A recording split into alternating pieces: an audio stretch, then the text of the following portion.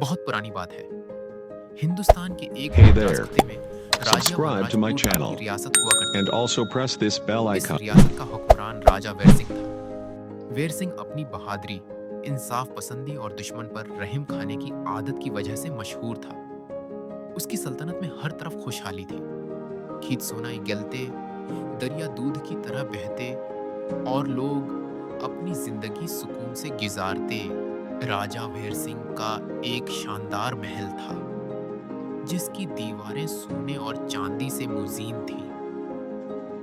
महल के वस्त में एक बड़ा सा बाग था जहां दुनिया भर के नायाब फूल खुलते थे।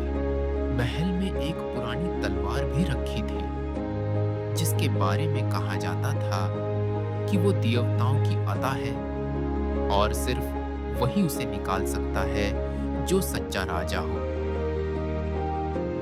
इसी सल्तनत में एक और रियासत चंद्रगढ़ थी जिसकी शहजादी चंद्रकुला नहायत हुसैन वो जमील थी। इसकी आंखों में चमक, बातों में शेरनी जैसा दबदबा और दिल में शेरनी जैसा हौसला था।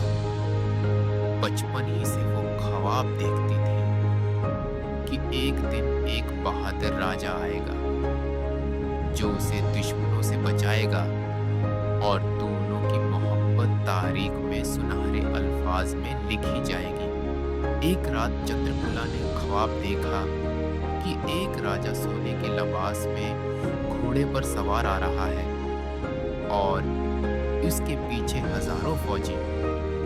वो आकर कहता है, चंद्रकुला, मैं राजा वीर सिंह हूं और मैं तुम्हें जालिम दुश्मन से बचाने आया हूं। अधर राजा दुर्मर्ग नाम का एक जालिम हुक्मरान था जो 5 रियासतों को फतह कर चुका था और अब विंध्याचलपुर की तरफ बढ़ रहा था।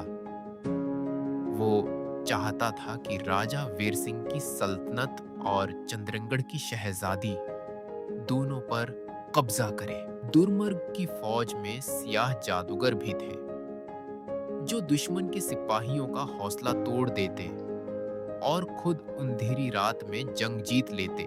उसने एक खुफिया साजिश तैयार की और एक जासूस को राजा वीर सिंह के महल भेजा ताकि महल की कमजोरियां मालूम की जा सके।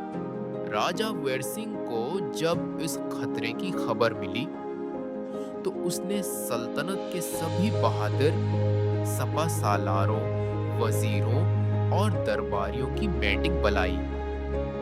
उसने कहा, मैं अपनी धरती पर दुश्मन का कदम नहीं जमने दूंगा। जंग होगी और जालिम दुर्मर्ग का गुरूर खाक में मिलेगा।